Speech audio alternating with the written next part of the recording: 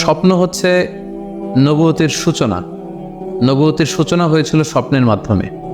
আল্লাহ রাসূল সাল্লাল্লাহু আলাইহি ওয়াসাল্লাম যখন নবী হিসেবে অফিসিয়ালি অ্যাসাইন্ড হন, তার আগে তিনি টানা 6 মাস স্বপ্ন দেখেছেন, যেটা সহিহ বুখারীতে এসেছে। আউয়ালু মা বুদিআ বিহি রাসূলুল্লাহি সাল্লাল্লাহু আলাইহি ওয়াসাল্লাম আর-রুইয়া আস-সাদিকা ফিন-নাওম।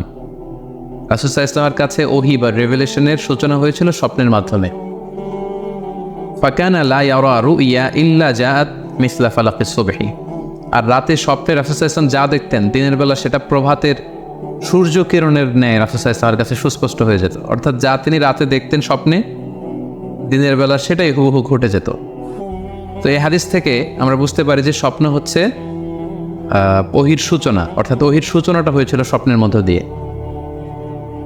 পাশাপাশি আমরা জানি যে ইব্রাহিম আলাইহিস সালাম উনি স্বপ্নে দেখেছিলেন যে উনি ওনার কলিজার টুকরো সন্তান ইসমাঈল আলাইহিস সালামকে জবাই করছেন, যেটা সূরাতুস সাফফাতের 102 নম্বর আয়াতে আল্লাহ তাআলা আমাদেরকে বলছেন। ইব্রাহিম আলাইহিস সালাম বলেছিলেন, ইয়া বুনাইয়া ইন্নী আরা ফিল মানামি আন্নী আযবাহুক ফানজুর মাযা তারা। অর্থাৎ হে আমার সন্তান ইসমাঈল, আমি স্বপ্নে দেখেছি যে আমি তোমাকে জবাই করছি, এখন তোমার অভিমত কি, তোমার অপিনিয়ন কি? সাইয়েদনা ইসমাঈল আলাইহিস সালাম বলেছিলেন, ইফআল মা তুমার সাতাজিদুনি ইনশাআল্লাহু মিনাস সাবিরিন। মানে বাবা, আপনি স্বপ্নে যা দেখেছেন আপনি সেটাই করেন, আপনি আমাকে ধৈর্যশীলদের অন্তর্ভুক্ত পাবেন। ছেলের এই মন্তব্য শুনে সাইয়েদনা ইব্রাহিম আলাইহিস সালাম একটা ধারালো ছুরি নিয়ে সাইয়েদনা ইসমাঈল আলাইহিস সালামকে শুইয়ে দিয়ে জবাই করতে শুরু করলেন।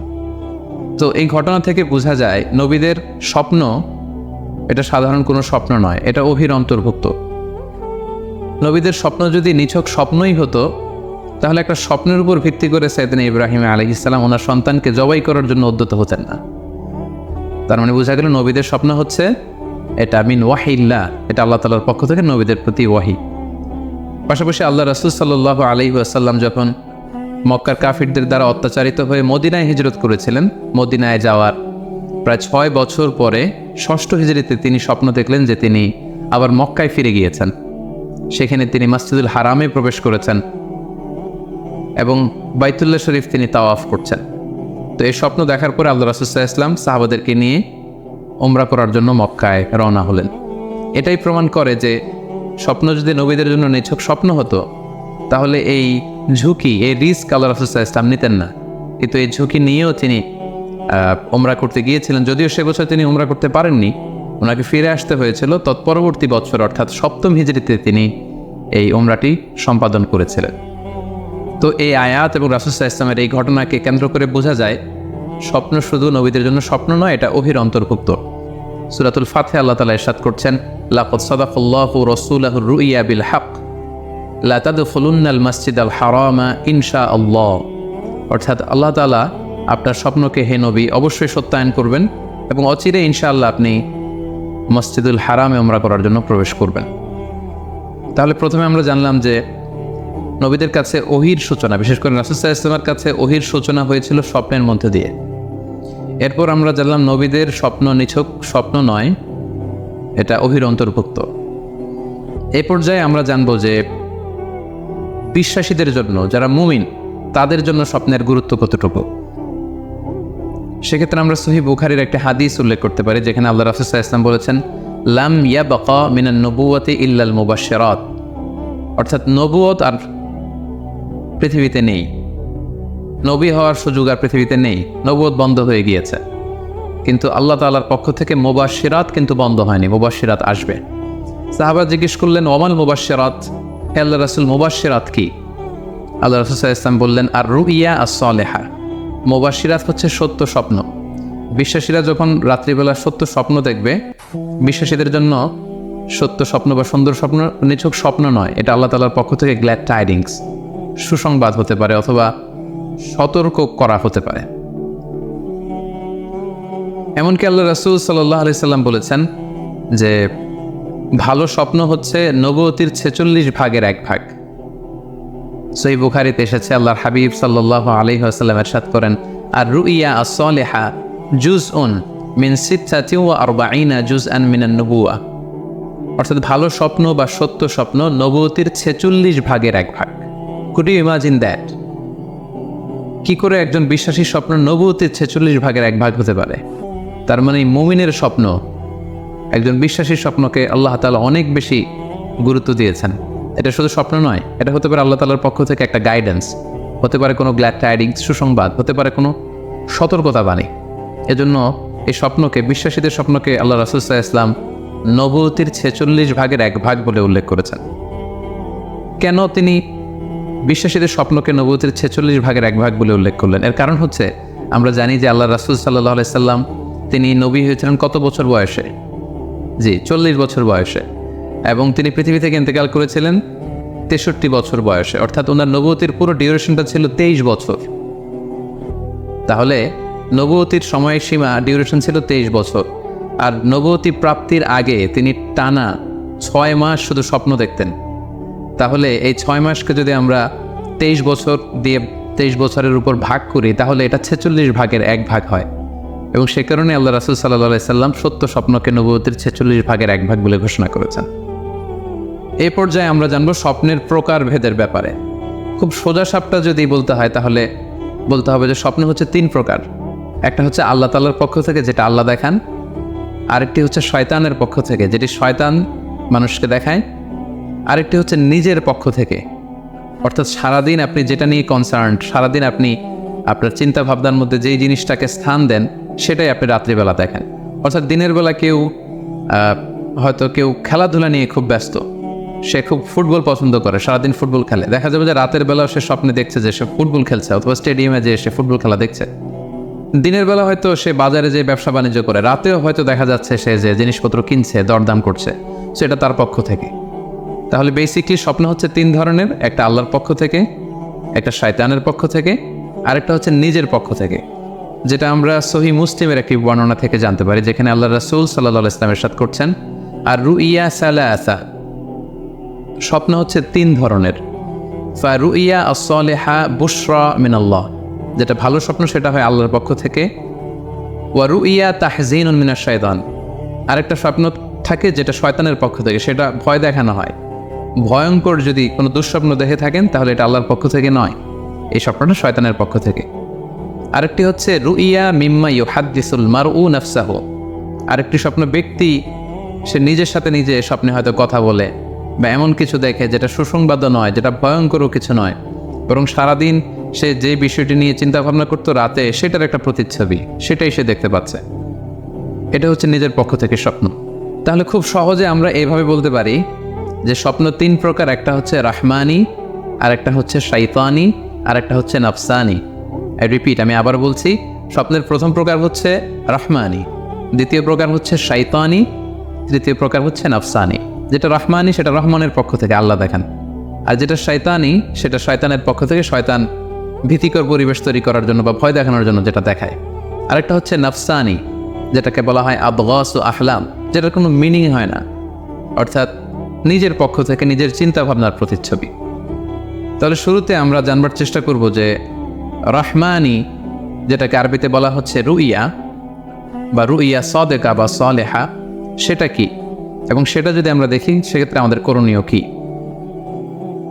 এক্ষেত্রে আমরা সহিহ বুখারীর একটি হাদিসকে উল্লেখ করতে পারি, যেখানে আল্লাহ রাসূল সাল্লাল্লাহু আলাইহি ওয়াসাল্লাম ইরশাদ করেছেন, ইযা রাআ আহাদুকুম রুইয়া ইউহিব্বুহা, তোমাদের কেউ যদি কোনো স্বপ্ন দেখে যে স্বপ্নটা সে পছন্দ করে, মানে স্বপ্নটা দেখে he feels good or she feels good, তার ভালো লাগছে, তাহলে বুঝতে হবে ফা ইন্নামা হিয়া মিনাল্লাহ, এই স্বপ্নটা আল্লাহর পক্ষ থেকে, এটা সাধারণ স্বপ্ন নয়, এটা খুবই অর্থবহ স্বপ্ন। তখন সে কী করবে? ফালিয়াহমাদিল্লাহ আলাইহা, সে তখন এই সুন্দর স্বপ্ন দেখার কারণে আল্লাহ শুকরিয়া করবে। ওয়াল ইউহাদ্দিস বিহা, এবং চাইলে সে এই স্বপ্নের কথা মানুষের কাছে বর্ণনা করতে পারে বা শেয়ার করতে পারে। তাহলে সহিহ বুখারীর এই হাদিসের ভাষ্য অনুযায়ী আমরা যেটা বুঝলাম, আমরা যদি ভালো কোনো স্বপ্ন দেখি তাহলে 3টি কাজ করা যেতে পারে। প্রথমত আল্লাহর প্রশংসা করা, যেহেতু আমি ভালো একটি স্বপ্ন দেখেছি, আল্লাহর শুকরিয়া বা প্রশংসা আমরা করতে পারি। দ্বিতীয়ত চাইলে সুসংবাদ হিসেবে এই স্বপ্নটা আমি কারোর সাথে শেয়ার করতে পারি।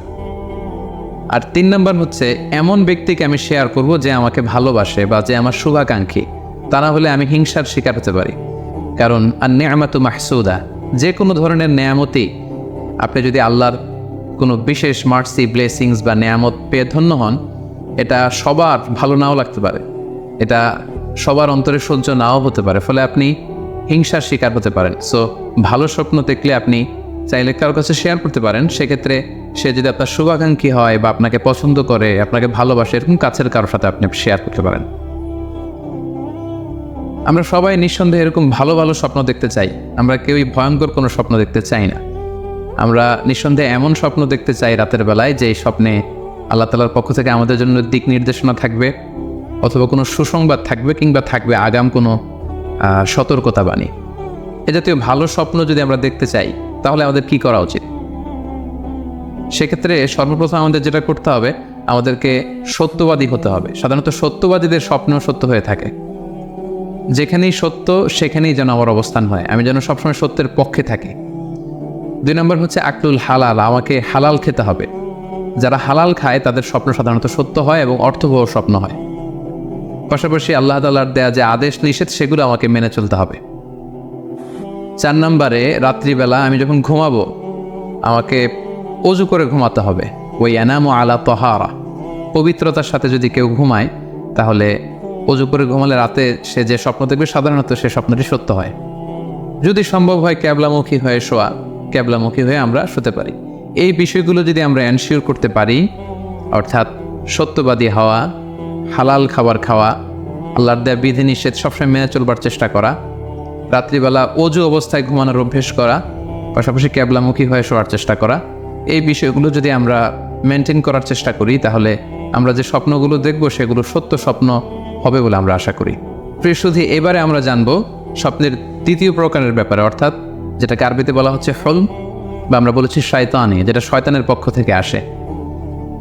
সেক্ষেত্রে শয়তান এটা সাধারণত মানুষকে ভয় দেখানোর জন্য, ঘুমের মধ্যে তার কোনো অকল্যাণ করার জন্য যে স্বপ্নটা দেখায়, এটা হচ্ছে শয়তানি। সেক্ষেত্রে সহিহ মুসলিমের একটি হাদিসের কথা আমরা এখানে উল্লেখ করতে পারি। সেখানে আল্লাহ রাসূল সাল্লাল্লাহু আলাইহি ওয়াসাল্লাম বলেছেন, আর রুইয়া মিনাল্লাহ, ভালো স্বপ্ন হচ্ছে আল্লাহর পক্ষ থেকে, ওয়াল হুলমু মিনাশ শাইতান, আর খারাপ স্বপ্ন হচ্ছে শয়তানের পক্ষ থেকে। এখন কেউ যদি আমরা এই ভয়ঙ্কর স্বপ্ন রাতে দেখে ফেলি, যেটাকে আমরা নাইট মেয়ার বলি বা হরর ড্রিম বলি, ভয়ঙ্কর স্বপ্ন বা দুঃস্বপ্ন, যেটা দেখে আমরা খুব হাঁপিয়ে উঠি, আমাদের শ্বাস প্রশ্বাসের গতিবিধি বেড়ে যায়, আমরা খুব ভয় পাই, প্রচণ্ড ভয়ে আমরা আতকে উঠি এবং ঘুম ভেঙে যায় আমাদের, এরকম ভয়ঙ্কর স্বপ্ন যদি আমরা দেখি তখন আমরা কি করব? এ ব্যাপারে কি ইসলামের কোনো দিক নির্দেশনা আছে? হ্যাঁ, অবশ্যই দিক নির্দেশনা আছে।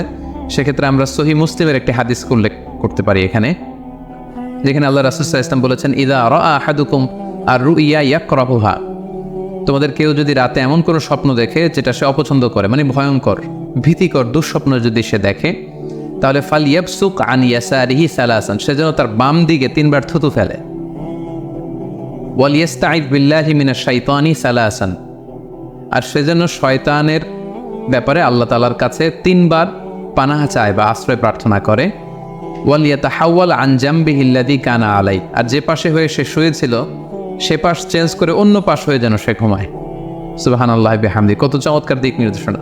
এবং সুনানে ইবনু মাজায় আরও একটি সহিহ হাদিস আমরা এখানে উল্লেখ করতে পারি, যেখানে আল্লাহ রাসূল সাল্লাল্লাহু আলাইহি ওয়াসাল্লাম বলেছেন, ইযা রাআ আহাদুকুম রুইয়া ইয়াকরাহুহা, কেউ যদি রাতে খারাপ বা ভয়ঙ্কর কোনো স্বপ্ন দেখে, ফালিয়াতাহাওয়াল, সে যেন তার বিছানা চেঞ্জ করে নেয়, জায়গা চেঞ্জ করে নেয়। অর্থাৎ সে যে বিছানায় শুয়েছিল সেখানে না, সে অন্য কোথাও শোবে, অথবা যেই টার্নে শুয়েছিল অন্য টার্নে চলে যাবে, ডানে হলে বায়ে, বায়ে হলে ডানে। ওয়ালিয়াতফুল আন ইয়াসারিহি সালাসান, এবং তার বাম দিকে যেন সে 3 বার থুতু ফেলে। ওয়ালিয়াসআলিল্লাহ মিন খায়রিহা ওয়ালিয়াতাআওয়ায মিন শাররিহা, এবং সে যেন এই স্বপ্নের ভালো দিকটা আল্লাহ তাআলার কাছে কামনা করে, এবং এই স্বপ্নের মন্দ বা অকল্যাণকর দিক থেকে যেন সে আল্লাহ তাআলার কাছে পানাহ চায়। সম্মানিত সুধী মণ্ডলী, এই হাদিস দুটির আলোকে আমরা বুঝতে পারি যে কেউ যদি হরর ড্রিম বা নাইট মেয়ার, যেটাকে আমরা দুঃস্বপ্ন বা ভয়ঙ্কর স্বপ্ন বলছি, এই ধরনের স্বপ্ন অনেকেই দেখে থাকে এবং আমাদের কাছে প্রায়ই বলে যে সে দুঃস্বপ্ন দেখে রাতের বেলা, ভয়ে সে ভটকে যায়, আতকে ওঠে, ঘুম ভেঙে যায়। এ জাতীয় দুঃস্বপ্ন যদি আপনারা কেউ দেখেন, সেক্ষেত্রে এই হাদিসের আলোকে আমরা বলতে পারি যে আপনি 6টি কাজ করবেন। 1 নম্বর হচ্ছে আপনি বাম দিকে 3 বার থুতু ফেলবেন। 2 নম্বর হচ্ছে 3 বার আপনি তাআউয পড়বেন, অর্থাৎ আপনি পড়তে পারেন আউযু বিল্লাহি মিনাশ শাইতানির রাজিম, অর্থাৎ হে আল্লাহ, আমি বিতাড়িত শয়তানের ব্যাপারে আপনার কাছে পানাহ চাচ্ছি। অথবা আপনি পড়তে পারেন আউযু বিল্লাহি মিন শাররিহা, হে আল্লাহ, আমি এই শয়তানের অকল্যাণকর বা যে এভিল সাইড আছে, খারাপ দিক আছে, এই ব্যাপারে আমি আপনার কাছে পানাহ চাচ্ছি। 3 বার আপনি এটা পড়বেন। 3 নম্বরে আপনি যদি আপনার ঘুমকে আবারও কন্টিনিউ করতে চান তাহলে বা দিকে থেকে যদি স্বপ্ন দেখেন তাহলে আপনি ডান দিকে টার্ন করবেন। আপনি ডান কাতে ঘুমাচ্ছিলেন এরকম যদি হয় তাহলে বাম দিকে আপনি সরে যাবেন, অথবা যেখানে শুয়েছিলেন ওই জায়গাটা চেঞ্জ করে অন্য কোথাও শোবেন। 4 নাম্বার হচ্ছে আপনি যদি ঘুম আর কন্টিনিউ করতে না চান তাহলে আপনি অজু করে ফেলবেন। তাৎক্ষণিক আপনি আপনার ঘুম যদি আপনি কন্টিনিউ করতে না চান অজু করে ফেলবেন এবং 2 রাকাত সালাত আদায় করবেন। 5 নাম্বার হচ্ছে এই স্বপ্ন আপনি কারোর সাথে শেয়ার করবেন না। এ ব্যাপারে আমরা সামনে বিস্তারিত বলছি। ভয়ঙ্কর স্বপ্ন দেখলে সাধারণত কারোর সাথে শেয়ার করবেন না। যদি শেয়ার করতে হয় তাহলে প্রলিফিক স্কলার, ভালো আলেম, যার এলেম আছে, যার আমল আছে, এরকম লোক কিংবা আপনার ওয়েল উইশার যারা আছে, আপনার শুভাকাঙ্ক্ষী, এরকম কারোর সাথে শেয়ার করতে পারেন। 6 নাম্বার, যদি সুযোগ হয় আপনি কিছু চ্যারিটি করে দিতে পারেন, দান করে দিতে পারেন, কারণ সাদাকাতু তারুদ্দুল বালা, দান করলে, চ্যারিটি করলে এটা মানুষের বিপদ বা বালা মুসিবতকে দূর করে দেয়। এ পর্যায়ে আমরা শুনবো স্বপ্নের 3 নম্বর প্রকারের ব্যাপারে, অর্থাৎ যেটাকে আমরা বলেছিলাম আদগাস আহলাম বা নাফসানি। এটা আল্লাহ তাআলাও দেখান না, যেটা শয়তানও ভয় দেখানোর জন্য দেখায় না, বরং এটা আমার চিন্তা ভাবনার প্রতিচ্ছবি। এটা সাধারণত অর্থহীন স্বপ্ন আমরা বলে থাকি, এটার কোনো অর্থ হয় না, বা আবার কল্পনাপ্রসূত স্বপ্ন। সারাদিন আমি যেটা নিয়ে ভাবি, যেটা নিয়ে আমি কনসার্ন বা টেন্সড, ওইটাই আমি রাতের বেলায় দেখছি। এ জাতীয় স্বপ্ন যদি আমরা দেখি তাহলে এই স্বপ্নের কোনো অর্থ নেই, এটাতে কোনো দিক নির্দেশনা নেই, এটা সাধারণত অর্থহীন এবং কল্পনাপ্রসূত স্বপ্ন হয়ে থাকে। এই স্বপ্নের কোনো ব্যাখ্যা হয় না। সম্মানিত শুধু এ পর্যায়ে আমরা জানবো যে কোন স্বপ্নের ব্যাখ্যার প্রয়োজন হয় এবং কোন স্বপ্নের কোনো ব্যাখ্যার প্রয়োজন হয় না। সাধারণত ব্যাখ্যা প্রয়োজন হয় কি হয় না এদিক থেকে স্বপ্ন 2 ধরনের। এক হচ্ছে সরিহ, মানে ডিরেক্ট ড্রিম, যেটা সুস্পষ্ট, অর্থাৎ রাতে আপনি যা স্বপ্নে দেখেছেন দিনের বেলা সেটাই ঘটতে দেখেছেন। আপনি রাতে স্বপ্ন দেখলেন আপনার কোনো একজন কাছের লোক মারা গিয়েছে, এরপরের দিন আপনি শুনলেন আসলেই সেই ব্যক্তিটি মারা গিয়েছে। অথবা রাতের বেলা আপনি কোনো একটা ঘটনা দেখলেন, তারপরের দিন সেই ঘটনাটাই আপনি ঘটতে দেখলেন। এটাকে বলা হয় ডিরেক্ট ড্রিম, মানে সুস্পষ্ট এবং সরিহ, একেবারে স্পষ্ট স্বপ্ন। এটার কোনো ব্যাখ্যার প্রয়োজন হয় না, কারণ আপনি যা দেখেছেন সেটাই ঘটেছে। আরেকটা প্রকার হচ্ছে গায়রু সরিহ, মানে যেটা স্পষ্ট নয়, ইনডিরেক্ট ড্রিম, যেটা অস্পষ্ট। এটা হচ্ছে সিম্বলিক বা আইকনিক ড্রিম। আপনি এমন অস্পষ্ট, আইকনিক বা এমন কিছু সিম্বল দেখেছেন রাতে ঘুমের ঘরে স্বপ্নে, যেটা থেকে সুস্পষ্ট আসলে কিছু বোঝা যায় না, বরং এখানে একটা সিম্বল আছে, এখানে একটা প্রতীক আছে বা আইকন আছে।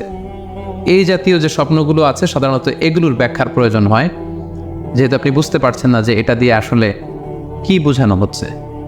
সম্মানিত সুধী, এ পর্যায়ে আমরা জানার চেষ্টা করব যে সত্য স্বপ্নের আলামত কি কি, অর্থাৎ কিভাবে বুঝবো যে আমি যে স্বপ্নটা দেখেছি এই স্বপ্নটা সত্য কিনা বা অর্থবহ কিনা। অনেকে আমাদের কাছে জানতে চায় যে আমি এই স্বপ্নটা দেখেছি, এটা কি সত্য স্বপ্ন, এটা কি অর্থবহ স্বপ্ন, বা এটা কি আল্লাহর পক্ষ থেকে কোনো গাইডেন্সমূলক বা দিক নির্দেশনা বা সুসংবাদমূলক স্বপ্ন। কিভাবে আমরা বুঝতে পারি? কিছু আলামত রয়েছে, কিছু নিদর্শন রয়েছে, যেগুলোর আলোকে কিন্তু আমরা সহজেই বুঝতে পারি যে স্বপ্নটা সত্য কিনা। সুনানে আবু দাউদের এক বর্ণনায় আল্লাহ রাসূল সাল্লাল্লাহু আলাইহি ওয়াসাল্লাম ইরশাদ করেছেন, আসদাকুন নাসি রুইয়া আসদাকুহুম হাদিসা। যে ব্যক্তি সত্য কথা বলে বেশি, তার স্বপ্ন সত্য হয় বেশি। তাহলে সহজে আমরা বুঝলাম, আপনি যদি সত্যবাদী হন সাধারণত আপনার স্বপ্নগুলো জেনারেলি সত্য হবে। সেক্ষেত্রে সত্য স্বপ্ন বা অর্থবহ স্বপ্ন চেনার প্রথম আলামত হচ্ছে এই স্বপ্ন দেখে আপনার ভালো লাগবে। You feel good after seeing the dream. আপনি স্বপ্ন দেখার পরে আপনার খুব স্বস্তি লাগবে, আপনার ভালো লাগবে, আপনার কাছে এই স্বপ্নটা পছন্দ হবে, খুব ভালো লাগবে স্বপ্নটা। যদি এরকম ফিলিং হয় আপনার, তাহলে আপনি বুঝবেন এই স্বপ্নটা সত্য ছিল এবং অর্থবহ ছিল। 2 নম্বর হচ্ছে true dreams are very short and concise. সত্য স্বপ্ন খুবই শর্ট হয়, কনসাইজ হয়।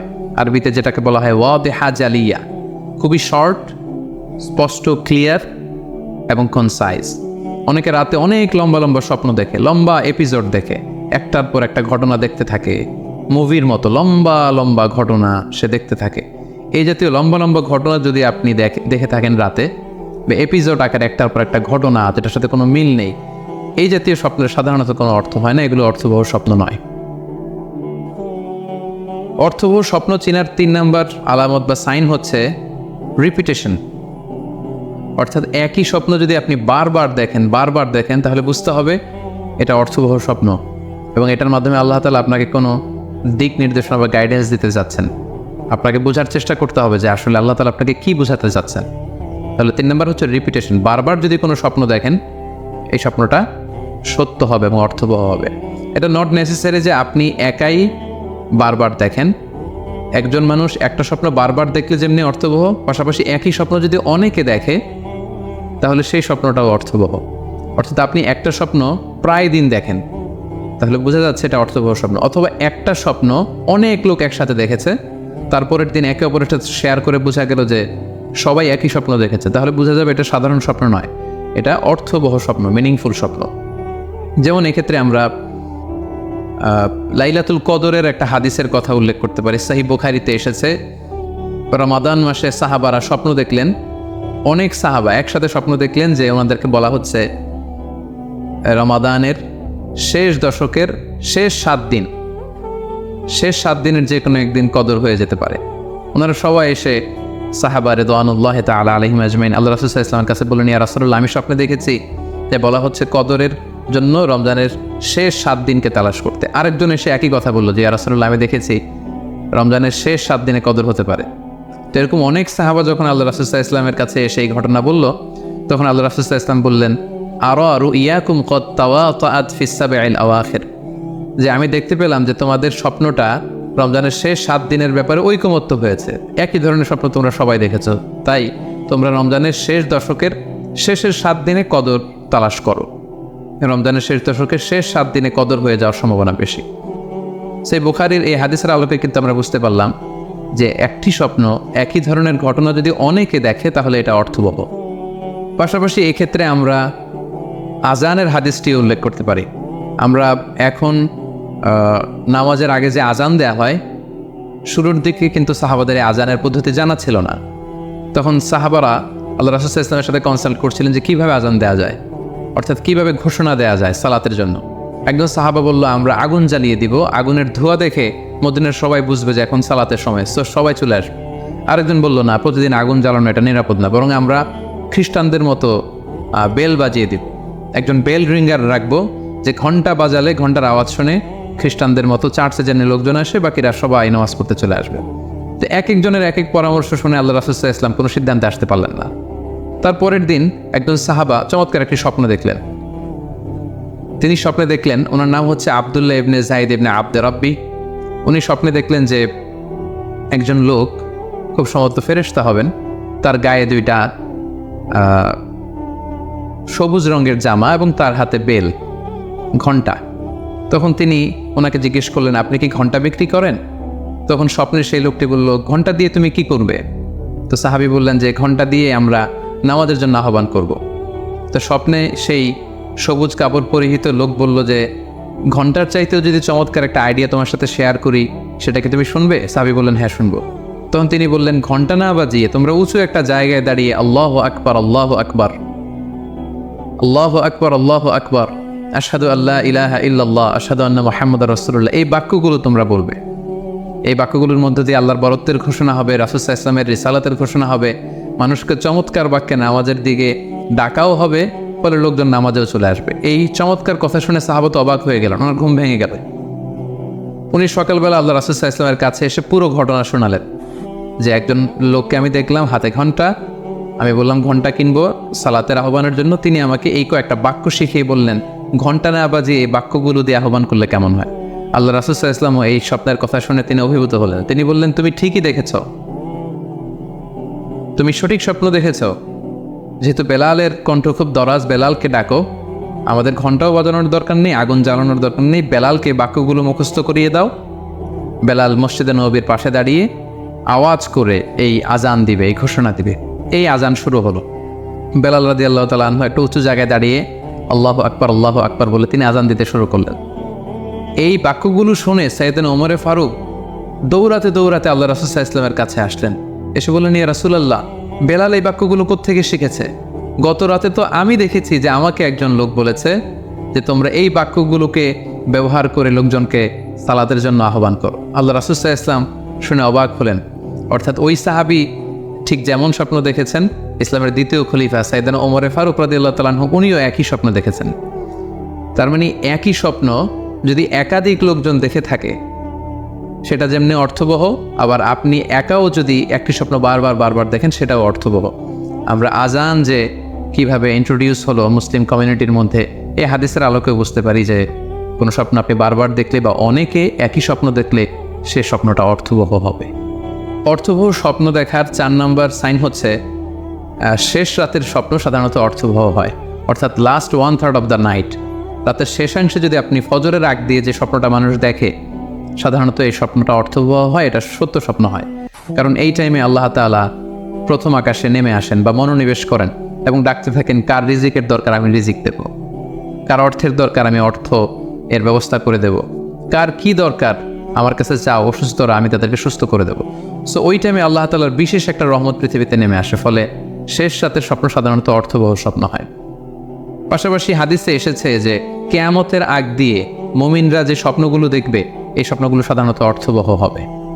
অর্থাৎ কিয়ামতের একেবারে আগ মুহূর্তে যখন মুসলমানরা খুব স্ট্রাগল করবে, মুসলমানরা যখন খুব বিপদে থাকবে, তখন মুসলমানদের যে স্বপ্নগুলো তারা রাতের বেলা দেখবে এগুলো মিথ্যা হবে না, বেশিরভাগ স্বপ্নই সত্য হবে, অর্থবহ হবে। যেটা আমরা সহিহ বুখারীর একটা হাদিস থেকে জানতে পারি, যেখানে আল্লাহ রাসূল সাল্লাল্লাহু আলাইহি ওয়াসাল্লাম ইরশাদ করেছেন, ইযা ইফতারাবা যামানু লাম তাকাদ রুইয়াল মুমিনি তাকযিব, অর্থাৎ কিয়ামতের সময় যত ঘনিয়ে আসবে, কাছাকাছি আসবে, মুমিন বা বিশ্বাসীদের স্বপ্ন ঠিক তত সঠিক হতে থাকবে। মুমিনদের তখনকার স্বপ্ন বেশিরভাগই সত্য হবে, সেটা মিথ্যা হবে না। তাহলে এই হাদিস থেকে আমরা জানলাম কিয়ামতের আগ দিয়ে মুমিনরা যে স্বপ্নগুলো দেখবে এগুলো সত্য হবে, অর্থবহ হবে। এ পর্যায়ে আমরা জানবার চেষ্টা করব যে স্বপ্নের ব্যাপারে কিছু ইসলামিক দিক নির্দেশনা রয়েছে। আমরা যদি এই দিক নির্দেশনাগুলো, গাইডেন্সগুলো মেনে চলি তাহলে স্বপ্ন নিয়ে আমাদের খুব একটা কনফিউশনে থাকতে হবে না। সেক্ষেত্রে প্রথম গাইডলাইন হচ্ছে অপ্রয়োজনে স্বপ্ন অন্যের সাথে শেয়ার না করা। Do not mention the dream for interpretation except a prolific scholar or any well wisher to you. কেউ যদি খুব বড় আলেম হয়ে থাকেন, শায়েখ হয়ে থাকেন, তার এলম আছে, আমল আছে, এরকম কারো কাছে শেয়ার করতে পারেন। অথবা আপনার শুভাকাঙ্ক্ষী আপনাকে ভালো অ্যাডভাইস করতে পারে, আপনাকে পছন্দ করে, এরকম লোক ছাড়া কারো কাছে স্বপ্ন শেয়ার করা যাবে না। সুনানে তিরমিজিতে স্বপ্ন অন্যের সাথে শেয়ার না করার ব্যাপারে একটা হাদিস এসছে, যেখানে আল্লাহ রাসূল সাল্লাল্লাহু আলাইহি সাল্লাম বলেছেন, লা ইয়াকুসুহা ইল্লা আলা ওয়াদ্দিন, অর্থাৎ যে তোমাকে পছন্দ করে এমন কারো কাছে ছাড়া স্বপ্ন শেয়ার করবে না।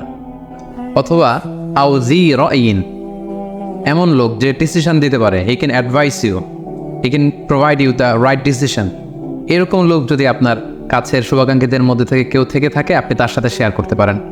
ওয়ালা ইউহাদ্দিসু বিহা ইল্লা লাবিবান আও হাবিবান, সে আপনার হাবিব, সে আপনার বন্ধু, সব কাছের লোক, বজম ফ্রেন্ড, আপনার শুভ কামনা করে সব সময়, এই জাতীয় লোকের কাছে আপনি স্বপ্ন শেয়ার করতে পারেন।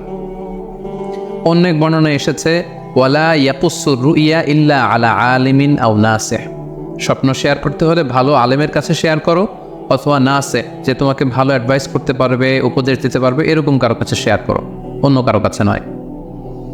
সুনানে তিরমিজিতে এ ব্যাপারে একটি বাব রচনা করা হয়েছে, যে বাবু লা তাকুসু রুইয়া ইল্লা আলা আলিম আও নাসিহ, আলেম বা শুভাকাঙ্ক্ষী নসিহতকারী ছাড়া কারো কাছে স্বপ্ন শেয়ার করা যাবে না। এর কারণ হচ্ছে আমরা আগেই বলেছি যে আপনি স্বপ্নে যদি ভালো কিছু দেখে থাকেন, এটা এমন কারো কাছে যদি শেয়ার করেন যে আপনাকে পছন্দ করে না, তাহলে আপনি হিংসার শিকার হতে পারেন। সেক্ষেত্রে আমরা সূরা ইউসুফের 5 নম্বর আয়াতের কথা খেয়াল করতে পারি, যেখানে ইউসুফ আলাইহিস সালাম বলেছিলেন যে ইয ক্বালা ইউসুফু লি আবিহি ইয়া আবাতি ইন্নী রাআইতু আহাদা আশারা কাওকাবান ওয়াশ শামসা ওয়াল কমারা রাআইতুহুম লি সাজিদিন ক্বালা ইয়া বুনাইয়া লা তাকসুস রুইয়াকা আলা ইখওয়াতিকা ফায়াকিদু লাকা কাইদা। ছোট্ট ইউসুফ আলাইহিস সালাম তিনি স্বপ্নে দেখলেন যে চন্দ্র, সূর্য এবং আকাশের 11টা তারা সবকিছু ওনার সম্মানের সিজদায় লুটিয়ে পড়েছে। তো ইয়াকুব আলাইহিস সালাম ওনার ছেলেকে বললেন যে বাবা ইউসুফ, খবরদার, সাবধান, এই স্বপ্নের কথা তুমি তোমার ভাইদেরকে বলতে যেও না।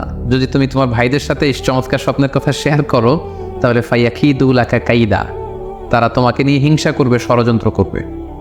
তাহলে আমরা বুঝলাম যে যার তার কাছে চাইলেই আমরা স্বপ্ন শেয়ার করতে পারবো না, বরং এক্ষেত্রে বুঝে শুনে সাবধানে শেয়ার করতে হবে। এক্ষেত্রে মোস্তাদরেকে হাকিমে একটি চমৎকার হাদিস উল্লেখ হয়েছে, সেটি হচ্ছে কেন যে কারো কাছে স্বপ্ন শেয়ার করা যাবে না, করলে সমস্যা কি। সেক্ষেত্রে বলা হয়েছে যে ফাইন্না রুইয়া তাকাউ আলামা তুআব্বার, অর্থাৎ স্বপ্নের ব্যাখ্যা তেমনই হয়ে থাকে যেমন এটার ব্যাখ্যা করা হয়। এই ব্যাপারটা কিন্তু সাধারণ কোনো কথা নয়। আপনি একজনের কাছে যার কোনো জ্ঞান নেই স্বপ্নের ব্যাপারে, হুট করে তার কাছে স্বপ্নের ব্যাখ্যা জানতে চাইলেন, আর তিনিও হুট করে এমন একটা ব্যাখ্যা করে দিল, ফলে দেখা যাবে উনি যেটা ব্যাখ্যা করেছেন সেটাই ঘটবে আপনার জীবনে। তো স্বপ্নের কথা যে কারো কাছে বলতে নেই। ফাইন্না রুইয়া তাকাউ আলামা তুআব্বার, কেননা স্বপ্নের ব্যাখ্যা তেমন হয়ে থাকে যেমন এটার ব্যাখ্যা করা হয়। সো ব্যাখ্যা যদি কেউ করতে চান, আপনি ভালো ব্যাখ্যা করবেন, জেনে শুনে বুঝে তার শুভাকাঙ্ক্ষী হয়ে সুন্দর ব্যাখ্যা করবেন, কেননা খারাপ কোনো ব্যাখ্যা করে দিলে সেই ব্যাখ্যাই হয়ে যেতে পারে। স্বপ্নের কথা কেন যে কোনো মানুষের কাছে শেয়ার করতে নেই, তার কারণ হিসেবে আমরা সুনানে দারমির একটি হাদিসকে এখানে উল্লেখ করতে পারি, যে হাদিসটিকে ইবনে হাজার আল আসকালানি উনি ওনার ফাথুল বারিতে হাসান বলে উল্লেখ করেছেন। আল্লাহ রাসূল সাল্লাল্লাহু আলাইহি ওয়াসাল্লামের কাছে মদিনাতে প্রায় একজন নারী এসে স্বপ্নের ব্যাখ্যা জানতে চাইতেন। সে নারী বলতেন যে, ইয়া রাসূলুল্লাহ, আমি প্রায়ই স্বপ্নে দেখি যে আমার ঘরের একটি পিলার ভেঙে গিয়েছে এবং আমি অন্ধ সন্তান প্রসব করেছি। এই নারীর স্বামী ছিল ব্যবসায়ী এবং সারা বছর ব্যবসার কারণে বিভিন্ন জায়গায় তিনি ঘুরে বেড়াতেন, এবং যখন ফিরে আসতেন যাওয়ার সময় তিনি স্ত্রীকে প্রেগনেন্ট অবস্থায় রেখে যেতেন, অর্থাৎ গর্ভবতী, আর এই বাচ্চাকে পেটে নিয়ে এই নারী সবসময় এই স্বপ্ন দেখতে থাকতেন। তো রাসূল সাল্লাল্লাহু আলাইহি ওয়াসাল্লাম স্বপ্নের ব্যাখ্যা বললেন, তুমি চিন্তা করো না, তোমার স্বামী সহি সালামতে ফিরে আসবে এবং তুমি সুন্দর সন্তান প্রসব করবে, ভালো সন্তান। এভাবেই চলছিল, যতবার তার স্বামী ফিরে আসে, সুস্থভাবে ফিরে আসে এবং সে সুন্দর সন্তান জন্ম দিচ্ছিল। হঠাৎ একবার সে নারী আল্লাহ রাসূল সাল্লাল্লাহু আলাইহি ওয়াসাল্লামের বাসায় এসে দেখলেন যে আল্লাহ রাসূল সাল্লাল্লাহু আলাইহি ওয়াসাল্লাম ঘরে নেই। আম্মাজান আয়েশাকে তিনি বললেন যে, আমি সবসময় এরকম স্বপ্ন দেখি। তখন আম্মাজান আয়েশা বললেন, তাহলে এই স্বপ্নের ব্যাখ্যা জানার জন্য তুমি রাসূল সাল্লাল্লাহু আলাইহি ওয়াসাল্লামের কাছে আসো, তুমি কি স্বপ্ন দেখো? তখন সে নারী আম্মাজান আয়েশার কাছে খুলে বললেন যে, আমি স্বপ্নে দেখি যে আমার ঘরের একটি পিলার ভেঙে গিয়েছে আর আমি একটি অন্ধ সন্তান প্রসব করেছি। এই কথা শুনে আম্মাজান আয়েশা রাদিয়াল্লাহু তাআলা আনহা অবাক হয়ে গেলেন। তিনি বললেন, তাই নাকি? তোমার স্বপ্ন যদি সত্য হয় তাহলে ঠিকই তোমার স্বামী মারা যাবে এবং তুমি একজন ফাজের পাপাচারী সন্তান প্রসব করবে। ঠিকই দেখা গিয়েছিল, তার পরের বছর তার স্বামী যখন আসলো, জীবিত আসতে পারেনি, তার স্বামী ইন্তেকাল করেছিল এবং এই নারী যে সন্তান প্রসব করেছিল সেটি ছিল একটি পাপাচারী সন্তান। তো এই ঘটনা আল্লাহ রাসূল সাল্লাল্লাহু আলাইহি ওয়াসাল্লাম শুনে আম্মাজান আয়েশাকে বললেন, আয়েশা, তুমি এটা ঠিক করনি। তুমি যদি কখনো কারো স্বপ্নের ব্যাখ্যা করো, তুমি ভালো ব্যাখ্যাটা করবে, কখনো মন্দ দিক থেকে ব্যাখ্যা করবে না। হয় চুপ থাকবে, ব্যাখ্যাই করতে যাবে না, আর যদি স্বপ্নের ইন্টারপ্রিটেশন তুমি করতে চাও তাহলে ভালো ব্যাখ্যাটা করবে। সম্মানিত শুধু এজন্য যে কারো কাছে আমরা চাইলেই স্বপ্নের কথা জানাতে পারি না, বরং সে যদি আপনার শুভাকাঙ্ক্ষী হয়, সে যদি স্বপ্ন ব্যাখ্যায় পারদর্শী হয়, সে যদি ভালো আলেম হয়, তাহলে তার কাছে আপনি স্বপ্নের ব্যাখ্যা জানতে চাইতে পারেন। এক্ষেত্রে আমরা ইমাম মুহাম্মদ ইবনে সিরিনের আরও একটি চমৎকার ঘটনার কথা উল্লেখ করতে পারি। মুহাম্মদ ইবনে সিরিন উনি ছাত্রদেরকে নিয়ে একবার তালিম দিচ্ছিলেন। এ সময় হঠাৎ এক নারী এসে বললেন যে, আমি স্বপ্নের ব্যাখ্যা জানতে চাই, মুহাম্মদ ইবনে সিরিন কোথায়? ছাত্ররা বলল, উনি একটু বাইরে গিয়েছেন। আপনি স্বপ্নে কি দেখেছেন? মহিলাটি বলল যে, আমি স্বপ্নে দেখেছি আমার ছেলে সাগর থেকে শুধু পানি পান করছে। হঠাৎ সে মসজিদ থেকে এক ছাত্র বলল, তাই নাকি? আপনি যদি এই স্বপ্ন দেখে থাকেন তাহলে আপনার বাচ্চাটা মারা যাবে। ইমাম মুহাম্মদ ইবনে সিরিন পরবর্তীতে যখন আসলেন, এসে ছাত্রদের কাছে যখন জানতে পারলেন, তখন তিনি বললেন যে, তুমি কেন এই স্বপ্নের ব্যাখ্যা করেছো? কারণ সাগরের লোনা পানি এটা যে সবসময় অযোগ্য, পানের অযোগ্য, ব্যাপারটা এমনটা নয়। সাগরের ভেতরে তো মণিমুক্তাও আছে। বরং আমি হলে ব্যাখ্যা করতাম যে, তোমার ছেলে সাগর থেকে পানি খাচ্ছে, তোমার ছেলে অনেক বড় আলেম হবে। কিছুদিন পরে আরেক লোক এসে মুহাম্মদ ইবনে সিরিনের কাছে জানতে চাইলেন যে, আমি স্বপ্নে দেখছি যে আমার ছেলে সাগর থেকে শুধু পানি নিয়ে খাচ্ছে। তিনি বললেন, আশা করা যায় তোমার ছেলে অনেক বড় আলেম হবে। ঠিকই দেখা গেল কিছুদিন পরে যেই মহিলাটি স্বপ্নের ব্যাখ্যা জানতে এসেছিলেন, তার ছেলেটি মারা গিয়েছে। আর ওই যেই লোক মুহাম্মদ ইবনে সিরিনের কাছে স্বপ্নের সুন্দর ব্যাখ্যা নিয়ে গেলেন, তার ছেলে ওই সময়ের অনেক বড় আলেম হয়েছিল। এই জন্য সম্মানিত শুধু যে কারো কাছে স্বপ্নের ব্যাখ্যা জানতে চাইতে নেই। আর স্বপ্নের ব্যাখ্যা যদি করতে হয়, ভালো ব্যাখ্যা করতে হবে, তা না হলে চুপ থাকতে হবে। স্বপ্নের ক্ষেত্রে ইসলামের যে দিক নির্দেশনা, সেক্ষেত্রে আরও একটি দিক নির্দেশনা হচ্ছে, স্বপ্ন কখনো শরীয়তের দলিল হতে পারে না। কেবলমাত্র নবীদের স্বপ্নই হচ্ছে ওহী, কিন্তু আমরা যারা সাধারণ মুসলমান, আমাদের স্বপ্ন কখনো শরীয়তের দলিল হতে পারে না। এটা আপনার জন্য কোনো একটা বিশেষ ধরনের অনুধাবন হতে পারে, আপনার বিশেষ ফিলিংস হতে পারে, আপনার একার জন্য কোনো ধরনের গাইডেন্স হতে পারে আল্লাহর পক্ষ থেকে, কিন্তু এটাকে শরীয়তের দলিল বলে চালিয়ে দেওয়া যাবে না। আমরা প্রায় শুনি অমুক পীর সাহেব একটা স্বপ্ন দেখেছেন এবং তার মুরিদেরা এই স্বপ্নের আলোকে বিভিন্ন কাজ করতে শুরু করেছেন, এটাকে শরীয়তের অংশ মনে করে। খুব রিসেন্টলি করোনা ভাইরাস আউটব্রেকের টাইমে মামুন মারুফ নামে এক ছেলের স্বপ্নের কথা আমরা শুনেছিলাম, যে ইটালিতে সে স্বপ্ন দেখেছে করোনা ভাইরাসের সাথে কথা বলেছে। আসলে এই জাতীয় স্বপ্ন কখনো শরীয়তের কোনো সোর্স বা এভিডেন্স হতে পারে না। খুব রিসেন্টলি বুয়েট থেকে পাশ করা মুশতাক মোহাম্মদ আরমান নামে একজন লোকের কথা আমরা শুনেছি যে তিনি দাবি করেছেন তিনি ইমাম মাহাদি, এবং তিনি দাবি করেছেন যে স্বপ্নে তাকে আল্লাহ তাআলা ইমাম মাহাদি বলে পরিচয় করিয়ে দিয়েছে, ফলে লোকজন এসে তার হাতে বায়াত করছে। অথবা অনেকে দাবি করে থাকেন যে স্বপ্নে তিনি ফকিরি পেয়েছেন, স্বপ্নে এটা হয়েছে সেটা হয়েছে। এরকম কোনো ধরনের স্বপ্নই কিন্তু শরীয়তের অংশ, শরীয়তের দলিল বা এভিডেন্স হতে পারে না। এ পর্যায়ে আমরা জানবার চেষ্টা করব যে স্বপ্নে রাসূলুল্লাহ সাল্লাল্লাহু আলাইহি ওয়াসাল্লামকে দেখা প্রসঙ্গে অনেকে স্বপ্নে আল্লাহ রাসূল সাল্লাল্লাহু আলাইহি ওয়াসাল্লামকে দেখেন, এবং আসলে রাসূল সাল্লাল্লাহু আলাইহি ওয়াসাল্লামকে স্বপ্নে দেখেন কিনা এ ব্যাপারে তাদের মধ্যে অনেক প্রশ্ন থেকে থাকে। এক্ষেত্রে আমরা সহিহ বুখারীর একটি চমৎকার হাদিস উল্লেখ করতে পারি, যেখানে আল্লাহ রাসূল সাল্লাল্লাহু আলাইহি ওয়াসাল্লাম ইরশাদ করেছেন, মান রাআনি ফিল মানামি ফাকাদ রাআনি, যে আমাকে স্বপ্নে দেখলো। আল্লাহ রাসূল সাল্লাল্লাহু আলাইহি ওয়াসাল্লাম নিজে বলছেন যে আমাকে স্বপ্নে দেখলো সে আসলেই আমাকেই দেখলো, কারণ ফা ইন্না শাইতানা লা ইয়াতামাসসালু ফি সূরাতি, শয়তান কখনো আমার আকৃতি, আমার শেপ ধারণ করতে পারে না। অর্থাৎ আপনি যদি রাসূল সাল্লাল্লাহু আলাইহি ওয়াসাল্লামকে স্বপ্নে দেখেন তাহলে আপনি রাসূল সাল্লাল্লাহু আলাইহি ওয়াসাল্লামকেই দেখেছেন, আপনি শয়তানকে দেখেননি, কারণ শয়তান কখনো রাসূল সাল্লাল্লাহু আলাইহি ওয়াসাল্লামের আকৃতি ধারণ করতে পারে না। তাহলে এই হাদিসের আলোকে আমরা বুঝলাম শয়তান কখনো আল্লাহ রাসূল সাল্লাল্লাহু আলাইহি ওয়াসাল্লামের আকৃতি বা শেপ ধারণ করতে পারে না। তখন প্রশ্ন হচ্ছে, আসলে আপনি রাসূল সাল্লাল্লাহু আলাইহি ওয়াসাল্লামকে দেখেছেন নাকি অন্য কাউকে দেখেছেন? শয়তান হয়তো রাসূল সাল্লাল্লাহু আলাইহি ওয়াসাল্লামের আকৃতি ধারণ করলো না, একজন সুস্ত্রী বয়োবৃদ্ধ সুন্দর আকৃতির মানুষের চেহারা ধারণ করে শয়তান এসে বলল যে আমি আল্লাহ রাসূল। তখন আপনি কিভাবে বুঝবেন যে আপনি রাসূল সাল্লাল্লাহু আলাইহি ওয়াসাল্লামকে দেখেছেন নাকি শয়তানের ধারণ করা অন্য কোনো মানুষের আকৃতিতে কাউকে আপনি দেখেছেন?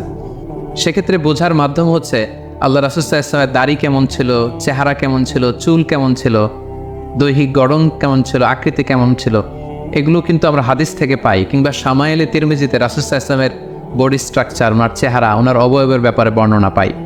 আপনি স্বপ্নে যাকে দেখেছেন তার চেহারা, আকৃতি এবং বর্ণনা যদি রাসূল সাল্লাল্লাহু আলাইহি ওয়াসাল্লামের দৈহিক বর্ণনার সাথে মিলে যায় তাহলে বোঝা যাবে যে আপনি আসলেই আল্লাহ রাসূল সাল্লাল্লাহু আলাইহি ওয়াসাল্লামকে দেখেছেন।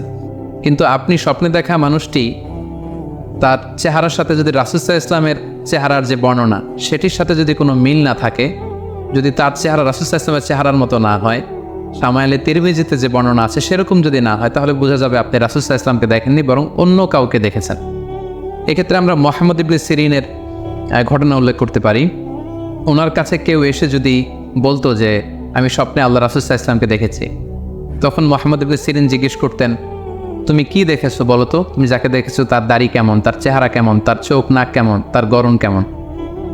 তখন ওই ব্যক্তি যখন বর্ণনা দিত আর সেই বর্ণনা যখন আল্লাহ রাসূল সাল্লাল্লাহু আলাইহি ওয়াসাল্লামের আকৃতির সাথে মিলে যেত, তখন মুহাম্মদ ইবনে সিরিন বলতেন, তুমি ঠিকই স্বপ্নে আল্লাহ রাসূল সাল্লাল্লাহু আলাইহি ওয়াসাল্লামকে দেখেছো।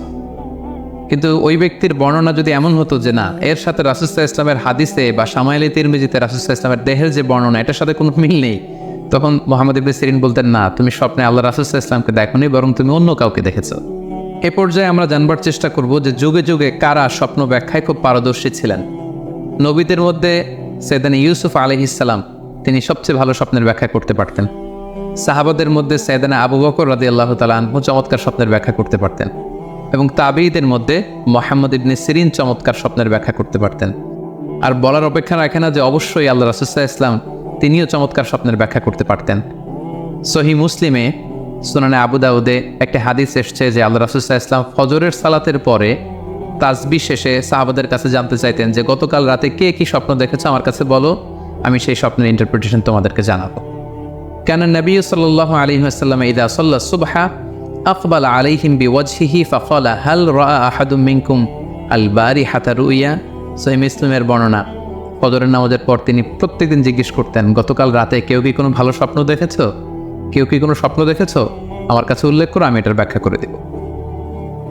সম্মানিত শুধু আমরা বলছিলাম যে ইউসুফ আলাইহিস সালাম খুব ভালো স্বপ্নের ব্যাখ্যা করতে পারতেন, এবং সূরা ইউসুফের 111 নম্বর আয়াতে ব্যাপারে আল্লাহ উল্লেখ করেছেন সাইয়েদনা ইউসুফ আলাইহিস সালামের কথা, যে তিনি বলেছেন, রব্বি কদ আতাইতানি মিনাল মুলকি ওয়া আল্লামতানি মিন তা'ওয়িলিল আহাদিস, মানে হে আমার রব, আপনি আমাকে রুলিং পাওয়ার দিয়েছেন এবং আপনি আমাকে you taught me how to interpret the dreams, কীভাবে স্বপ্নের ব্যাখ্যা করতে হয় এটা আপনি আমাকে শিক্ষাদান করেছেন। এবং সূরা ইউসুফে আমরা জানি যে 3টি স্বপ্নের কথা সেখানে উল্লেখ রয়েছে। ইউসুফ আলাইহিস সালাম নিজেই একটি স্বপ্ন দেখেছিলেন ছোটবেলায়, তারপর 2জন প্রিজনার ইউসুফ আলাইহিস সালামের সাথে জেলখানায় ছিল, তাদের 2টা স্বপ্নের ব্যাখ্যা তিনি করে দিয়েছেন, এবং মিশরের তৎকালীন যে রাজা কিং, সেই কিংয়ের স্বপ্নের ব্যাখ্যাও সাইয়েদানা ইউসুফ আলাইহিস সালাম করে দিয়েছে। সাহাবীদের মধ্যে সাইয়েদানা আবু বকর রাদিয়াল্লাহু তাআলা আনহু চমৎকার স্বপ্নের ব্যাখ্যা করতে পারতেন এবং আল্লাহ রাসূল সাল্লাল্লাহু আলাইহি ওয়াসাল্লাম মাঝে মাঝে ইচ্ছা করে আবু বকর রাদিয়াল্লাহু তাআলা আনহুর কাছে স্বপ্নের ব্যাখ্যা জানতে চাইতেন এবং আবু বকর রাদিয়াল্লাহু তাআলা আনহু নিজেও মাঝে মাঝে ইচ্ছা করে রাসূল সাল্লাল্লাহু আলাইহি ওয়াসাল্লামের কাছে বলতেন যে ইয়া রাসূলুল্লাহ, এই স্বপ্নের ব্যাখ্যাটা আমি করি। আল্লাহ রাসূল সাল্লাল্লাহু আলাইহি ওয়াসাল্লাম তখন আবু বকর রাদিয়াল্লাহু তাআলা আনহুকে স্বপ্নের ব্যাখ্যা করার অনুমতি প্রদান করতেন। এক্ষেত্রে আমরা আল খাসাইসুল কুবরা, জালালউদ্দিন সুয়ুতির লেখা, সেখানকার একটি বর্ণনার কথা উল্লেখ করতে পারি, যেখানে আল্লাহ রাসূল সাল্লাল্লাহু আলাইহি সাল্লাম আবু বকর রাদিয়াল্লাহু তাআলা আনহুর কাছে একটি স্বপ্নের উল্লেখ করলেন। বললেন, আবু বকর, আমি গত রাতে স্বপ্নে দেখেছি যে তুমি আর আমি দুজন মিলে দৌড় প্রতিযোগিতা করছি এবং দেখলাম যে আমি তোমার 2.5 গজ সামনে, তুমি আমার 2.5 গজ পেছনে, অর্থাৎ আমি এই দৌড় প্রতিযোগিতায় বিজয় লাভ করেছি এবং তুমি আমার 2.5 হাত পেছনে। এর ব্যাখ্যা কি হতে পারে? তখন সাইয়েদানা আবু বকর রাদিয়াল্লাহু তাআলা আনহু বললেন, ইয়া রাসূলুল্লাহ, আমার মনে হচ্ছে যে আপনি আমার আগে পৃথিবী থেকে বিদায় নেবেন এবং আপনার ইন্তেকালের 2.5 বছর পরে আমি পৃথিবী থেকে বিদায় নেব, অর্থাৎ আপনি আমার 2.5 বছর আগে পৃথিবী ছাড়বেন আর আমি আপনার 2.5 বছর পরে পৃথিবী ছাড়ব। এবং আমরা যদি বাস্তবতা এবং ইতিহাস খেয়াল করি তাহলে আমরা সেটাই দেখব যে আল্লাহ রাসূল সাল্লাল্লাহু আলাইহি সাল্লামের ইন্তেকালের 2.5 বছর পরে সাইয়েদানা আবু বকর রাদিয়াল্লাহু তাআলা আনহু তিনি ইন্তেকাল করেছিলেন। সাইয়েদানা আবু বকর রাদিয়াল্লাহু তাআলা আনহুর স্বপ্ন ব্যাখ্যার পারদর্শিতা নিয়ে আমরা এক্ষেত্রে মুস্তাদরিকে হাকিমের একটি হাদিস উল্লেখ করতে চাই, যেখানে এই হাদিসটি মুস্তাদরিকে হাকিমেও এসেছে, সুনানে আবু দাউদেও এসেছে এবং হাদিসটি সহিহ। আম্মা জান আয়েশা রাদিয়াল্লাহু তাআলা আনহা উনি একটি স্বপ্ন দেখলেন যে আকাশ থেকে 3টি চাঁদ ওনার ঘরে খসে পড়েছে এবং এই স্বপ্ন দেখে তিনি ওনার পিতা আবু বকর রাদিয়াল্লাহু তাআলা আনহুকে জিজ্ঞেস করলেন যে আমি স্বপ্নে দেখেছি যে আকাশের 3টি চাঁদ এসে আমার ঘরে পড়েছে, এর ব্যাখ্যা কি হতে পারে? তখন আবু বকর রাদিয়াল্লাহু তাআলা আনহু ওনার কন্যা আম্মা জান আয়েশা রাদিয়াল্লাহু তাআলা আনহাকে বললেন যে এই স্বপ্নের ব্যাখ্যা হচ্ছে এই পৃথিবীর 3 জন মানুষের কবর তোমার ঘরে অবস্থিত হবে। সুবহানাল্লাহ বিহামদি। এবং আমরা জানি যে আল্লাহ রাসূল সাল্লাল্লাহু আলাইহি ওয়াসাল্লাম যখন ইন্তেকাল করলেন তখন আল্লাহ রাসূল সাল্লাল্লাহু আলাইহি ওয়াসাল্লামকে কবর দেওয়া হয়েছিল আম্মা জান আয়েশা রাদিয়াল্লাহু তাআলা আনহার ঘরে। এবং তখন আবু বকর রাদিয়াল্লাহু তাআলা আনহু বলেছিলেন যে আয়েশা, তোমার কি মনে আছে তুমি যে একটা স্বপ্নের ব্যাখ্যা আমার কাছে জানতে চেয়েছিলে যে 3টি আকাশের চাঁদ তোমার ঘরে খসে পড়েছে, এই দেখো আল্লাহ রাসূল সাল্লাল্লাহু আলাইহি ওয়াসাল্লামের কবর তোমার ঘরে হয়েছে, তুমি জেনে রেখো যে 3টা চাঁদের শ্রেষ্ঠ চাঁদ হচ্ছে এটি। এবং আমরা এও জানি যে আবু বকর রাদিয়াল্লাহু তাআলা আনহু ইন্তেকালের পরে আম্মা জান আয়েশার ঘরেই কবর হয়েছে এবং ওমরে ফারুকের কবরও আম্মা জান আয়েশা রাদিয়াল্লাহু তাআলা আনহুর ঘরেই অবস্থিত। তাহলে এই হাদিসগুলোর আলোকে আমরা বুঝতে পারি যে সাহাবাদের মধ্যে আবু বকর রাদিয়াল্লাহু তাআলা আনহু ছিলেন স্বপ্ন ব্যাখ্যায় সবচেয়ে পারদর্শী। তাবিঈদের মধ্যে স্বপ্ন ব্যাখ্যায় সবচেয়ে পারদর্শী ছিলেন মুহাম্মদ ইবনে সিরিন। আমরা ওনার নাম প্রায় শুনে থাকি। তিনি স্বপ্ন ব্যাখ্যার ক্ষেত্রে খুব এক্সপার্ট ছিলেন। তিনি ওসমান রাদিয়াল্লাহু তাআলা আনহু যখন ইসলামের খলিফা তখন বসরা নগরীতে মুহাম্মদ ইবনে সিরিন জন্মগ্রহণ করেন এবং অনেক সাহাবা থেকে তিনি অনেক হাদিস বর্ণনা করেছেন এবং তিনি ইমাম আবু হানিফা আলাইহি রাহমার সমসাময়িক ছিলেন। ইমাম আবু হানিফা একবার স্বপ্নে দেখলেন যে তিনি আল্লাহ রাসূল সাল্লাল্লাহু আলাইহি ওয়াসাল্লামের কবর খুঁড়ছেন অথবা কবরের লাশ বের করছেন কিংবা কাফন বের করছেন। এই স্বপ্ন দেখে ইমামুল আদম আবু হানিফা রাহিমাহুল্লাহ বিচলিত হয়ে গেলেন যে এই আমি কি স্বপ্ন দেখলাম যে আমি রাসূল সাল্লাল্লাহু আলাইহি ওয়াসাল্লামের কবর খুঁড়ছি, সেখান থেকে কাফন বের করছি। কেউই এই স্বপ্নের ব্যাখ্যা করতে পারলেন না। তখন ইমাম মুহাম্মদ ইবনে সিরিনের কাছে যখন জানতে চাওয়া হলো তখন মুহাম্মদ ইবনে সিরিন বললেন যে হাযা রাজুলুন ইয়াহয়ী সুন্নাত রাসূলিল্লাহ, অর্থাৎ যে ব্যক্তি এই স্বপ্ন দেখেছে তার মাধ্যমে আল্লাহ রাসূল সাল্লাল্লাহু আলাইহি ওয়াসাল্লামের হাদিসের বা সুন্নাহর পুনর্জীবন হবে। তিনি রাসূল সাল্লাল্লাহু আলাইহি ওয়াসাল্লামের সুন্নাহগুলোকে পুনরুজ্জীবন দান করবেন, পুনরুজ্জীবিত করবেন। এবং বাস্তবে আমরা এটাই দেখেছি যে ইমাম আবু হানিফার চিন্তা, ওনার থট, ওনার মাযহাব গোটা বিশ্বে সমৃদ্ধি লাভ করেছে, মানুষ এটাকে গ্রহণ করেছে। ওনার বুদ্ধিবৃত্তিক যে চিন্তা, ওনার ফিকহি ইস্তেমবাদগুলো গোটা বিশ্বে আল্লাহ রাসূল সাল্লাল্লাহু আলাইহি ওয়াসাল্লামের হাদিসগুলোকে আরও প্রাণবন্তভাবে মুসলিম উম্মার কাছে রিপ্রেজেন্ট করেছে। আমরা আপাত দৃষ্টিতে মনে হচ্ছিল যে এটা একটা খারাপ স্বপ্ন, যে ইমাম আবু হানিফা তিনি রাসূল সাল্লাল্লাহু আলাইহি ওয়াসাল্লামের কবর খুঁড়ছেন, লাশ বের করছেন বা কাফন বের করছেন। কিন্তু মুহাম্মদ ইবনে সিরিন চমৎকার ব্যাখ্যা করেছেন যে হাযা রাজুলুন ইয়াহয়ী সুন্নাত রাসূলিল্লাহ, এই লোক তো এমন লোক হবে যে রাসূল সাল্লাল্লাহু আলাইহি ওয়াসাল্লামের সুন্নাহকে পুনরুজ্জীবন দান করবে। এই পর্যায়ে আমরা জানবার চেষ্টা করব যে কোরআন সুন্নাহর আলোকে বিভিন্ন সিম্বল বা প্রতীক বা চিহ্নের দিকে খেয়াল রেখে স্বপ্নের ব্যাখ্যা করা। আমরা বলেছিলাম যে কিছু কিছু স্বপ্ন আছে খুব সফিস্টিকেটেড, সিম্বলিক বা আইকনিক, যেখানে কোনো ইঙ্গিত দেয়া হচ্ছে, ইঙ্গিত বহ, এবং যেটার ইন্টারপ্রিটেশন না করলে এটা দিয়ে আসলে কী বোঝানো হচ্ছে এটা বোঝা যায় না। সেক্ষেত্রে কোরআন সুন্নাহর আলোকে, স্কলারদের অভিজ্ঞতার আলোকে কিছু আইকন বা সিম্বল, এগুলোর মিনিং কী হতে পারে সে ব্যাপারে আমরা জানবার চেষ্টা করব। এক্ষেত্রে আমরা বলবো যে কেউ যদি স্বপ্নে রশি দেখে, স্বপ্নে যদি সে রশি দেখে তাহলে এটা গুড সাইন। এটা কেমন যেন আল্লাহর সাথে একটা প্রতিশ্রুতির সাথে সম্পৃক্ত, কারণ আল্লাহ তাআলা কোরআনে ইরশাদ করেছেন ওয়াতাসিমু বিহাবলিল্লাহি জামিআ। আরবিতে রশি আরবি হচ্ছে হাবল, মানে ওয়াতাসিমু বিহাবলিল্লাহি জামিআ, তোমরা আল্লাহর রজ্জু বা রশিকে আঁকড়ে ধরো। তাহলে রশি দেখা মানে এখানে আমরা আল্লাহর ওয়াদাগুলো যেন পূরণ করি, আল্লাহর আনুগত্য যেন আমরা প্রপারলি করতে পারি, এটা ইঙ্গিত করছে। এরপর স্বপ্নে যদি আমরা কাক দেখি, এটা সাধারণত একটা নেগেটিভ সাইন বহন করে, কারণ কাককে আল্লাহ রাসূল সাল্লাল্লাহু আলাইহি ওয়াসাল্লাম ফাসিক বা ফুয়াইসিক বলেছেন। তো আমরা যদি স্বপ্নে কাক দেখি, এটাকে আমরা পজিটিভ কোনো সাইন মনে না করে নেগেটিভ সাইন মনে করতে পারি। তৃতীয়ত, আমরা যদি স্বপ্নে লম্বা কাপড় দেখি, এটা গুড সাইন। কারো গায়ে যদি লম্বা জামা থাকে তাহলে এটা গুড সাইন, আর খাটো জামা থাকলে সাধারণত এটা নেগেটিভ সাইন। এক্ষেত্রে আমরা সহিহ বুখারীর একটি হাদিসকে উল্লেখ করতে পারি। আল্লাহর হাবিব সাল্লাল্লাহু আলাইহি ওয়াসাল্লাম বলেছেন যে আমার সামনে অনেক মানুষকে পেশ করা হলো, তাদের কারো জামা নাভি পর্যন্ত, কারো জামা হাঁটু পর্যন্ত, কারো জামা পা পর্যন্ত। আর সেক্ষেত্রে ওমরে ফারুককে দেখলাম যে এত লম্বা জামা পরে সে হেঁটে যাচ্ছে, সে তার জামা টেনে টেনে নিয়ে যাচ্ছে। তো সাহাবারা বললেন মা আউয়ালতাহু ইয়া রাসূলুল্লাহ, হে আল্লাহর রাসূল, আপনার এই স্বপ্ন থেকে আপনি কি বোঝাতে চাইলেন? আল্লাহ রাসূল সাল্লাল্লাহু আলাইহি ওয়াসাল্লাম বললেন আউয়ালতুহু আদ-দীন, এটা দ্বারা আমি দিনদারি বোঝাতে চাইলাম। অর্থাৎ যার জামা লম্বা তার মানে তার তাকওয়া বেশি বা তার দিনদারি বেশি। আর স্বপ্নে যদি কারো জামা খুব ছোট খাটো বা জামাহীন অবস্থায় কাউকে দেখা হয়, এটা সাধারণত তার দিনদারি কমে যাচ্ছে বা তার তাকওয়া is decreasing day after day, এটার একটা সাইন বহন করে। পাশাপাশি দুধ, স্বপ্নে যদি কেউ দেখে সে দুধ খাচ্ছে, এটা একটা ভালো সাইন। স্বপ্নে দুধ খেতে যদি দেখা হয় তাহলে তার জ্ঞান বৃদ্ধি পাবে বলে এটা একটা সাইন বা আলামত বহন করে। সেক্ষেত্রেও আমরা বুখারীর একটা হাদিস উল্লেখ করতে পারি, যেখানে আল্লাহ রাসূল সাল্লাল্লাহু আলাইহি ওয়াসাল্লাম একটা স্বপ্নের কথা সাহাবাদেরকে শেয়ার করছিলেন। তিনি বললেন যে আমাকে এক বাটি দুধ দেয়া হলো, আমি সেখান থেকে দুধ খেলাম, তারপর দেখলাম যে আমার আঙ্গুল থেকে দুধ বের হচ্ছে, আর সেখানে যে অবশিষ্ট দুধ রয়ে গেল সেটা আমি ওমরে ফারুকের মুখে দিলাম। ওমরে ফারুক সেই অবশিষ্ট দুধটা খেলো। এই স্বপ্নের কথা শুনে সাহাবারা বললেন মা আউয়ালতা বিহি ইয়া রাসূলুল্লাহ, হে আল্লাহর রাসূল, এটা দিয়ে আপনি কি ব্যাখ্যা করলেন? ফামা আউয়ালতাহু ইয়া রাসূলুল্লাহ, আল্লাহ রাসূল সাল্লাল্লাহু আলাইহি ওয়াসাল্লাম বললেন আল ইলম, এটা দিয়ে আমি জ্ঞানের ব্যাখ্যা করেছি। অর্থাৎ দুধ হচ্ছে জ্ঞানের প্রতীক। দুনিয়াতেও তো আমরা দেখি যে দুধ হচ্ছে সুষম একটা খাবার, খাদ্যের পুষ্টিগুণের 6টি গুণাগুণ দুধের মধ্যে পাওয়া যায়।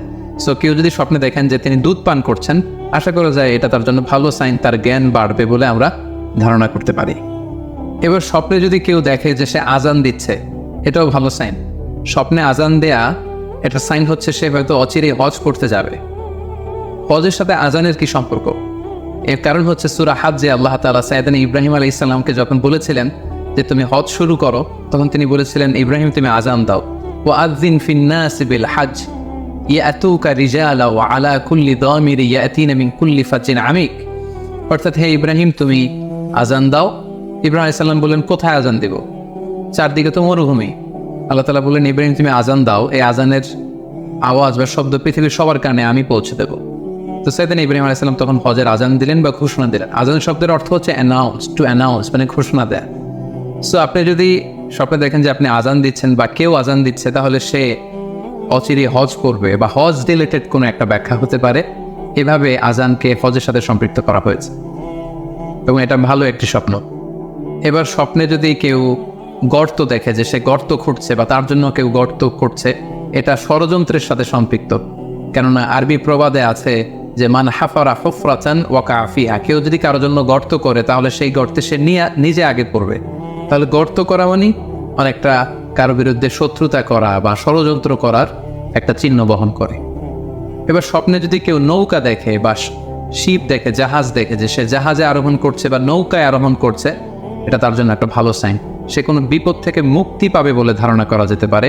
কারণ সূরা আনকাবুতের 15 নম্বর আয়াতে আল্লাহ বলছেন ফাআনজাইনাহু ওয়া আসহাবাস সাফিনাতি ওয়াজআলনাহা আয়াতাল লিল আলামিন, অর্থাৎ আমি নূহ আলাইহিস সালাম এবং তার সাথে ঈমানদার সবাইকে আমি এই নৌকায় উঠিয়েছি এবং মহাপ্লাবন থেকে তাদেরকে আমি বাঁচিয়েছি।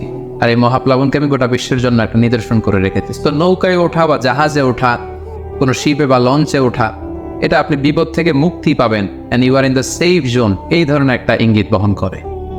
ইমাম মুহাম্মদ ইবনে সিরিনের কাছে এক লোক এসে বলল যে, ইমাম, রাআইতু কাআন্নী আহরুসু আরদান লা তুমবিত। হে ইমাম, আমি স্বপ্নে দেখেছি যে আমি একটি শস্য ক্ষেত্র চাষ করছি কিন্তু কোনো ফসল হচ্ছে না, এটার মানে কি? তিনি ব্যাখ্যা করে দিলেন, আনতা তাআজিলু আন ইমরাআতিক, অচিরেই হয়তো তোমার স্ত্রীর সাথে তোমার সেপারেশন হয়ে যেতে পারে। কারণ কোরআনে স্ত্রীকে শস্য ক্ষেত্রের সাথে তুলনা করা হয়েছে মেটাফরিক্যালি। সূরা বাকারার 223 নম্বর আয়াতে আল্লাহ বলছেন, নিসাউকুম হারসুল লাকুম ফাআতু হাসাকুম আন্না শি'তুম, অর্থাৎ তোমাদের স্ত্রীরা হচ্ছে তোমাদের শস্য ক্ষেতের মতো, তোমরা যেভাবে খুশি এই শস্য ক্ষেত্রটাকে সুন্দরভাবে চাষাবাদ করতে পারো। তাহলে শস্য ক্ষেতের সাথে বা ক্রপ ল্যান্ডসের সাথে আপনার স্ত্রীর সাথে সম্পর্ক হওয়া বা সেপারেশন হওয়া, এইভাবে ইঙ্গিত নেওয়া যেতে পারে। সবশেষে একটি ঘটনা উল্লেখ করার মধ্য দিয়ে আমরা এই সিম্বলিক বা আইকনিক ব্যাপারটা শেষ করতে চাই। সেটি হচ্ছে, ব্যক্তির ভিন্নতার কারণে কিন্তু স্বপ্নের ব্যাখ্যাও ভিন্নতা হতে পারে। ব্যক্তি ভিন্নতার কারণে স্বপ্নের ব্যাখ্যাও ভিন্ন হবে। একই স্বপ্ন দুইজন লোক দেখলো, দুইজনের স্বপ্নের ব্যাখ্যা কিন্তু দুরকম হতে পারে। সেক্ষেত্রে আমরা মুহাম্মদ ইবনে সিরিনের একটা ঘটনা উল্লেখ করতে পারি। মুহাম্মদ ইবনে সিরিনের কাছে এক লোক এসে বলল যে, আমি স্বপ্নে দেখেছি আমি আজান দিচ্ছি, এটার ব্যাখ্যা কি? উনি বললেন, তুমি হজ করতে যাবে। তার কিছুদিন পরে আরেক লোক এসে একই স্বপ্ন দেখলো, তিনি বললেন যে, আমি স্বপ্নে দেখেছি যে আমি আজান দিচ্ছি। তো তিনি বললেন, চুরিতে তোমার হাত কাটা যাবে। তো ওনার ছাত্ররা দুইজন লোকের কাছে দুই ধরনের উত্তর দেওয়ার কারণে অবাক হয়ে জিজ্ঞেস করলেন যে, হে ইমাম, একই স্বপ্ন দুইজন দেখলো কিন্তু আপনি এক একজনকে এক এক উত্তর কেন দিলেন? তো তিনি বললেন যে, এই দুজনকে আমি চিনি এবং তাদের ব্যক্তিগত জীবন সম্পর্কে আমি জানি। সো তাদের জীবন আচরণ, তাদের ব্যক্তিত্বের কারণে আমি দুই ধরনের ব্যাখ্যা করেছি। প্রথম জনের ব্যাখ্যা করেছি আমি সূরা হজের আলোকে, কারণ সূরা হজে আল্লাহ ইব্রাহিম আলাইহিস সালামকে বলেছেন, ও আযিন ফিন্নাস বিল হজ, তুমি মানুষের মাঝে হজের জন্য আজান দাও, ঘোষণা দাও। সো সেই লোকটি আজান দিয়েছে, তার মানে আশা করা যায় সে হজে যাবে। আর দ্বিতীয় লোকটির স্বপ্নের ব্যাখ্যা আমি করেছি সূরা ইউসুফের আলোকে। সূরা ইউসুফে একটি আয়াত আছে, সুম্মা আযানা মুআযযিনুন আইয়াতুহাল আইর ইন্নাকুম লাসারিকুন, অর্থাৎ মিশরের কিংয়ের একটি পানপাত্র চুরি হয়ে গিয়েছিল। ইউসুফ আলাইহিস সালাম ইচ্ছা করে সেটা তার ভাই ইয়ামিনের খাদ্যের প্যাকেটের ভেতরে ঢুকিয়ে দিয়েছিলেন। আর তখন সেখানকার স্টাফরা বা সৈনিকেরা আজান দিয়েছিল, মানে ঘোষণা দিয়ে বলেছিল, হে ক্যারাভান, হে কাফেলার লোকেরা, তোমরা চুরি করেছ। তো তিনি মুহাম্মদ ইবনে সিরিন বললেন যে, দ্বিতীয় লোকটার ব্যাপারে আমি জানি, সে আসলে অসাধু একজন লোক, এবং তার ক্ষেত্রে সে স্বপ্নে যেহেতু আজান দিতে দেখেছে, সে কখনো হজে যাবে না, বরং সূরা ইউসুফের আলোকে চুরিতে তার হাত কাটা যাবে। তো এভাবে আমরা কোরআন সুন্নাহর আলোকে বা স্কলারদের যে অভিব্যক্তি, সেগুলোর আলোকে